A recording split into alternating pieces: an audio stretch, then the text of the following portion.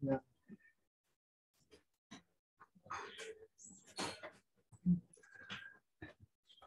All right. Good morning. Good morning. Wow, feels good to have my mask off. And an absolute delight to be here with you and to be back with my Namaste family. That's just a deep treat. And we are ringing in the hall. Okay. And many of you do not know who I am. I'm Reverend David MacArthur. I am the Unity Minister in Residence for the month, and I had the honor quite some time ago of being here for the very first trial of, is that even a possibility? And what a joy. It made my heart sing, I can tell you.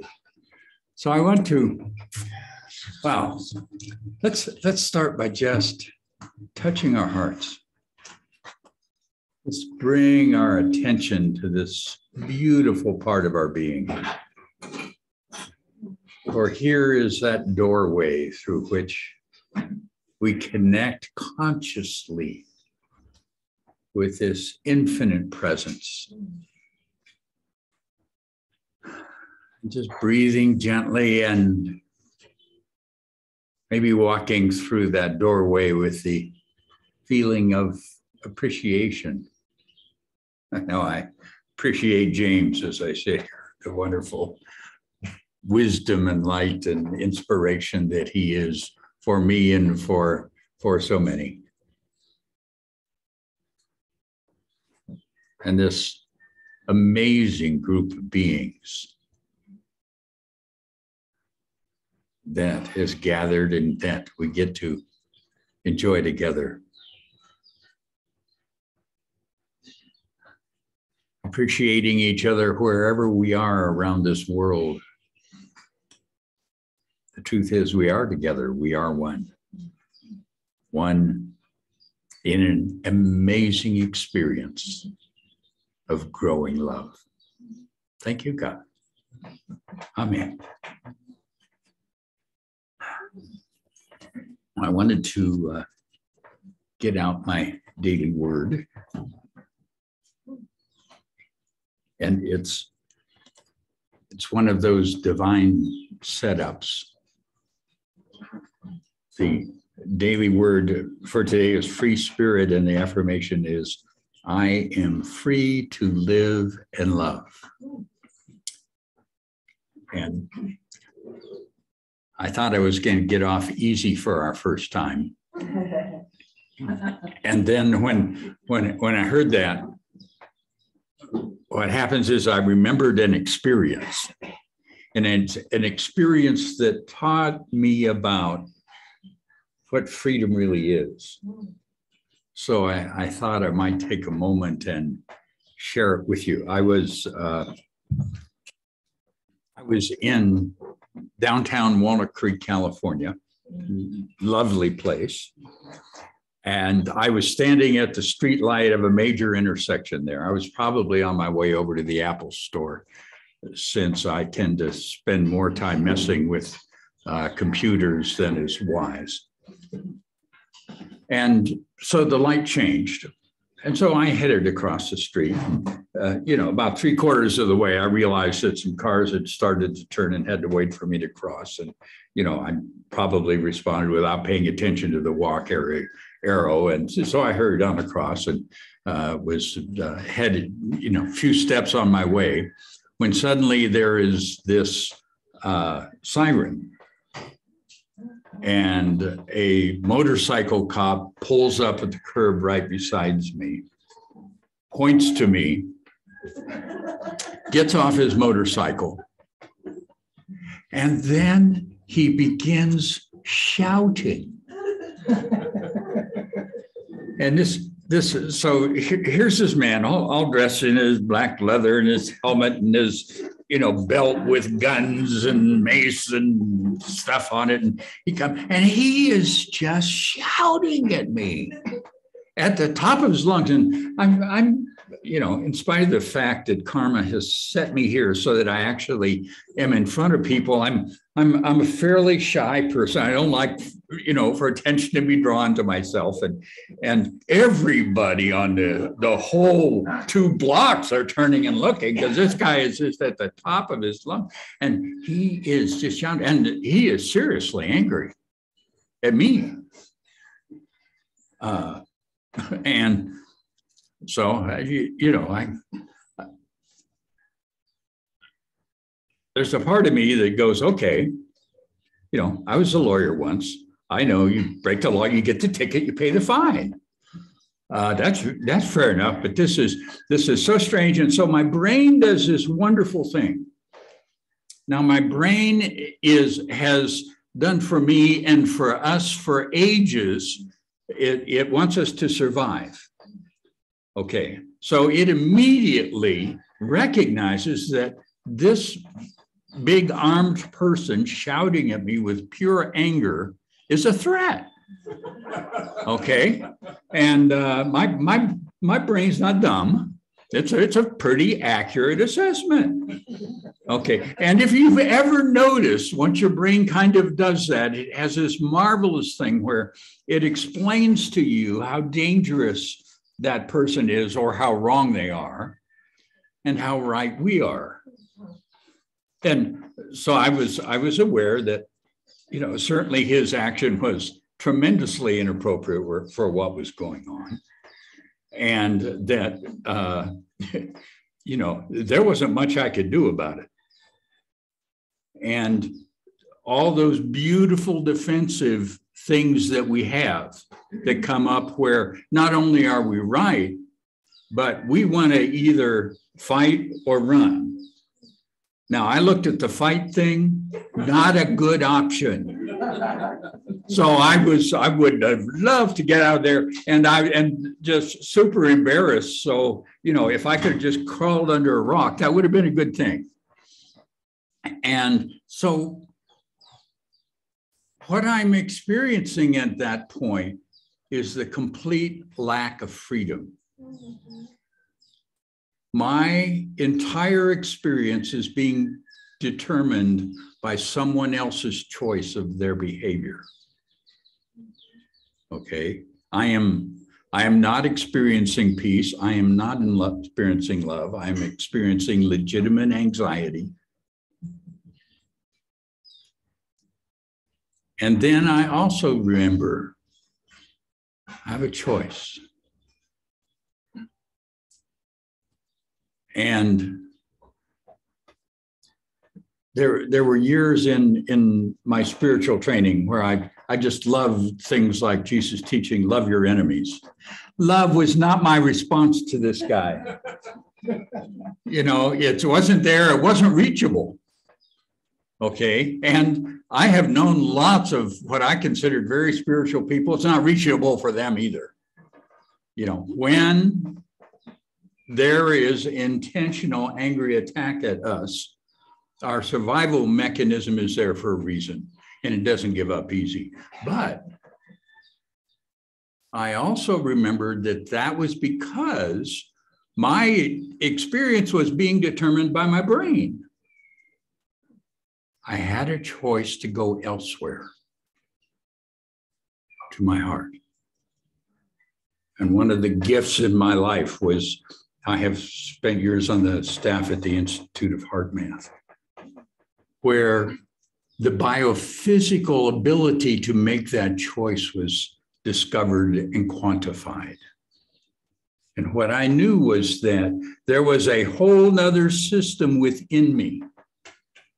The phrase from the Course in Miracles, see the world differently. Yeah, there's a different world to see, but my brain is incapable of perceiving it. But how do you get to your heart? The gift was that my brain had reminded me I had a choice. So I could use it. So first thing I had to do was use the power of the mind to redirect my attention. And that's the greatest power of the mind is not our beautiful reason, which is just incredible. It's the ability to direct attention. So I could direct attention to my heart. And there's just some wonderful research and everything that through my time here we'll share and explore. But I also understood that in order to activate the heart is passive in its wisdom and intelligence. Your spiritual self is passive in your life. Let you live it until you choose it. And that choice is made through the heart. How do I get there? So I knew what happened. I had to go through an experience of a feeling switch. Now, fortunately, I'm telling you this, it's a very simple thing. It didn't take me long to do it. And I didn't need to worry. I thought I was supposed to respond to this man, but he was too busy yelling at me again and again on different things for me to have to respond. So I had the time to do this. Okay. So then in order to activate the heart, it takes entering a feeling that's a part of love. Now you don't have to love. That's kind of been a progression since Jesus' teachings. We've redefined it a little bit. But the same quality is there as in aspects of love. And we've touched it. So I could feel appreciation, what we just shared this morning. And I could feel it because I could take my attention off this man in front of me and put it on my granddaughter. Now, my granddaughter can get me in my heart. All she's got to do is go, Papa. That's it. And I could remember that. So being able to use this beautiful mind to direct attention into a feeling that held a quality of love. I could feel it. I could remember what it felt like. Even as this guy shouting, I could remember that. And I felt that. I felt that beautiful experience of being there when she would hold up her arms to me. And wow, I felt my body change. There was a sense of relaxation, as we were talking this morning, a different, no longer tense, but the important thing is, I was no longer controlled by the emotions that were controlling him before. I wasn't embarrassed. I didn't feel threatened. You know, the man was doing his thing. If he was going to shoot me or hit me, he'd have done it by now. I didn't need to run away. I felt peace. I then understood what freedom is. Now, that beautiful spiritual presence that brought me that peace that flowed through my heart when I opened it, it didn't change him. Okay, the beauty and the power of our spiritual self does not give us power over anyone except us. And I was free. So, through our hearts, we access this amazing power. Power only over us. But to me, that's freedom. I was free to choose to feel peace. And there's a gift, just to share for a moment. There was a gift that flowed from that. The Spirit brings things in wholeness. It brings understanding. It freed me from the fear and anxiety and gave me the feeling of peace, but it also brought understanding. And what I understood was this man was in great pain. Otherwise, he would not be expressing like this. It was entirely inappropriate. I've I've worked with the wonderful police department in Walnut Creek, and they're outstanding individuals. And this man was just in a point of pain. And it's okay. I didn't need to take on his pain. I didn't need to heal him or fix him or anything, but I could choose to be at peace. Well, he journeyed his journey. And then he turned around and left. He didn't even remember to give me the ticket. Freedom. Yeah, I'm free because we can move to that greater awareness. We can connect with that which brings us the freedom, the peace, the goodness. And right now, there's one thing that I really appreciate on being on these calls. I'm in unity because unity is often called practical spirituality or practical Christianity, because it's not so much what it is. The question is, how do you do it? Because if you don't do it, the knowledge kind of has a little less meaning for me. And in these calls and in our times, one of the things I've recognized is that one of the people that really knows how to make that shift and does it is Vicki. Vicki and Teddy, why don't you all, can you have that? I know that you do it because I have felt it so often and heard it. So join in with us if you would. Thank you, David. David, welcome back. And it really just seems like a moment that you would hear and hear again. So I'm really grateful. I think everyone is to hear you again and share this heart space. You know, it's the truth is we're learning to live heartfully. So mindfulness is almost second to heartfulness. If we're heartful, we are mindful. Because, you know, the Course has a simple teaching: what isn't love is a call for love. And for me, I've kind of had that tattooed on the inside of my forehead so that it's my go-to in the face of anything. And that's one of the things with practice. And it is all about practice. We can say and we can read and we can discuss, but it doesn't mean anything until each of us makes that choice. Just like you did with the policeman. And sometimes when we're in the midst of a frightening situation, it's hard. We forget. Our automatic fear and ego respond right away with fight or flight, like you said. But we have a choice. And whenever we choose to take it, it's always there, always there. And then the key to that is it's always a call for help. It's either love coming to me or a call for love from me to extend.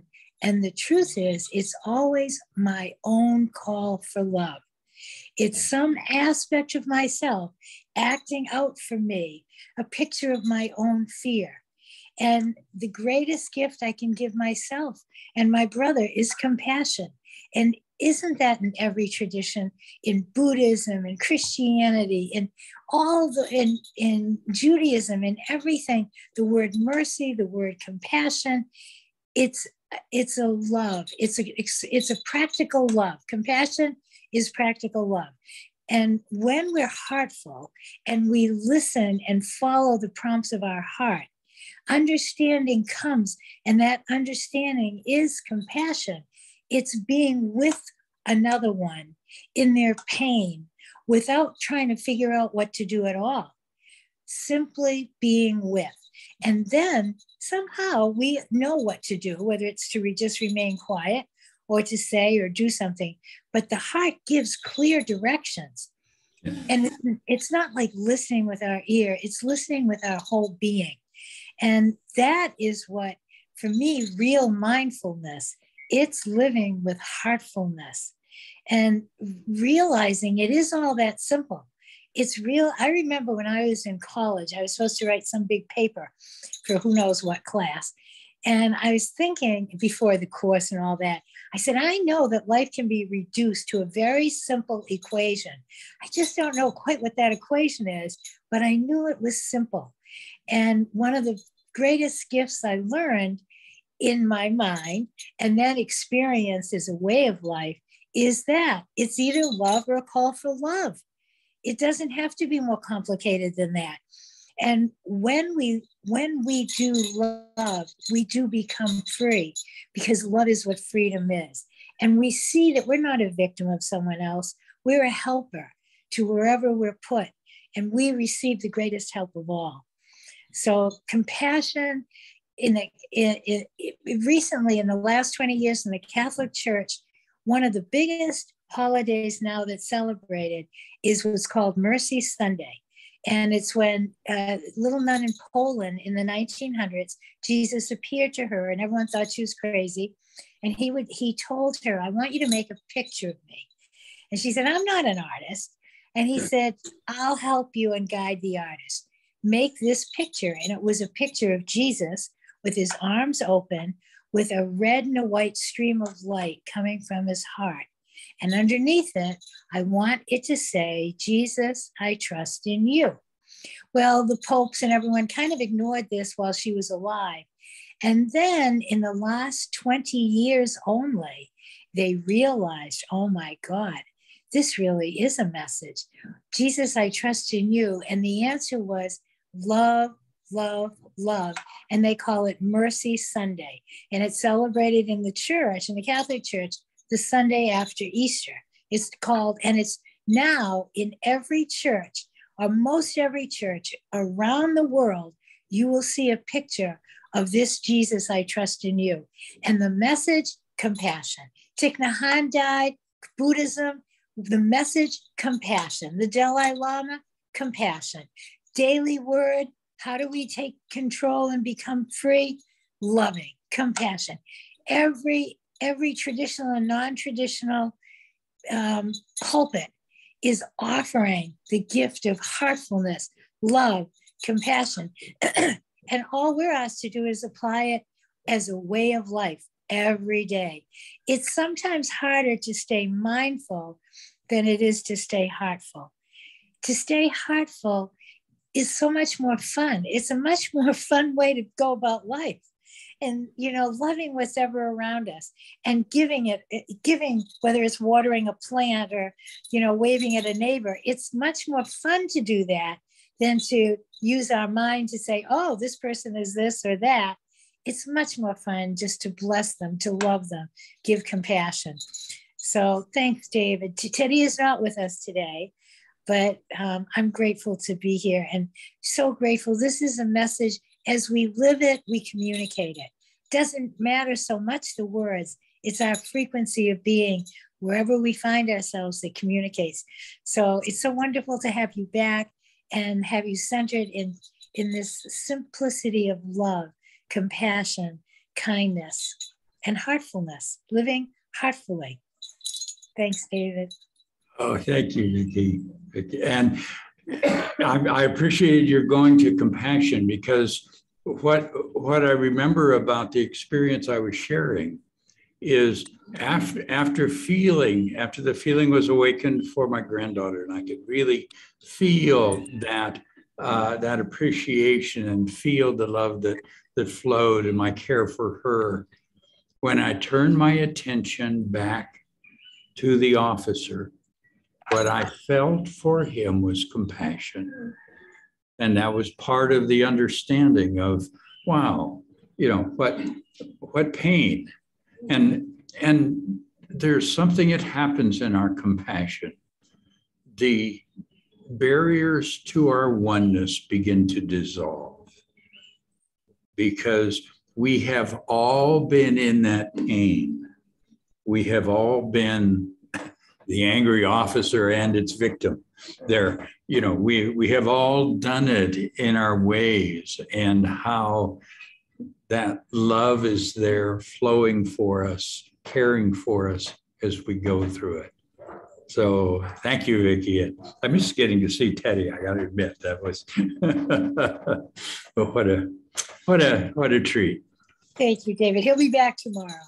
All right. All right. So let's take just a moment. And we have this gift of being a group of people who are awake and aware to this beautiful presence and to this power that's here.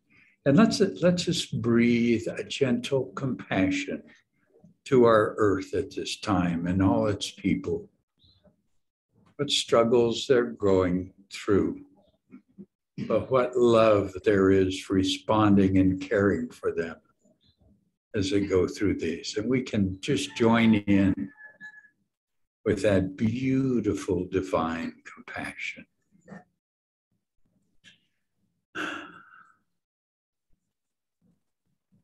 Send it gently through your heart.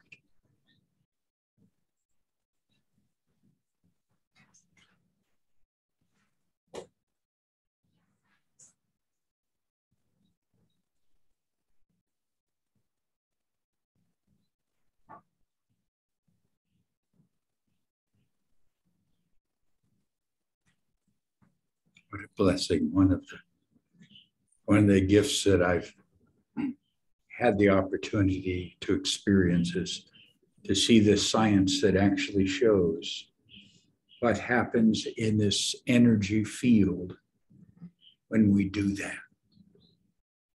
Wow. It's a beautiful thing, and we can sense it. We know as it goes through us, it touches us. And we know because we have been touched by the love and compassion of others. What a beautiful thing it is. So thank you. And let's close our time with our prayer of protection. Let me do the screen share here. Green. Okay. And there it is. I think there we are. Okay.